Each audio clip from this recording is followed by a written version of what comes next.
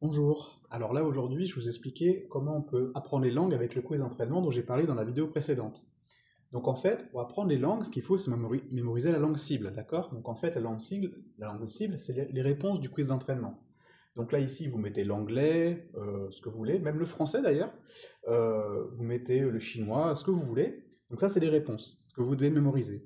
Et donc en fait, ce qu'il faut faire ensuite, c'est, pour les langues, c'est assez facile. Si vous avez des phrases, par exemple, en chinois ou en anglais, vous mettez les phrases en français correspondantes et vous vous entraînez sur les phrases en français à les traduire dans la langue que vous voulez jusqu'à ce que vous n'ayez plus besoin de regarder la langue et que les réponses donc soient justes et instantanées, voilà, à long terme, comme pour le français.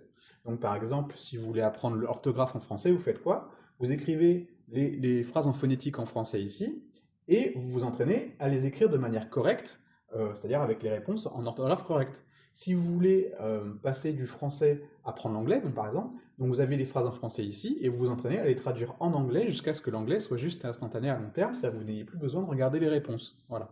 Donc là, c'est assez facile. Ensuite, pour apprendre n'importe quoi, donc par exemple le français, c'est comme ça aussi qu'on l'a appris. Par exemple ici, ce tableau blanc, il n'y a pas écrit tableau blanc dessus, vous voyez? Donc en fait, le monde est un quiz d'entraînement géant avec les objets et les idées, où les réponses en fait ne sont pas écrites, généralement pas écrites, donc les réponses sont cachées. Donc le monde est un quiz d'entraînement géant avec réponses cachées, qui sont en français pour un francophone, en anglais pour un anglophone et en chinois pour un sinophone. Et comme les réponses sont tout le temps cachées, en fait, ça force le cerveau à les mémoriser à chaque fois qu'on y pense. On pense à une idée ou on voit un objet et en fait, on pense à la langue cible qui est accrochée dessus. Et comme c'est caché, on mémorise à long terme. Voilà. Salut!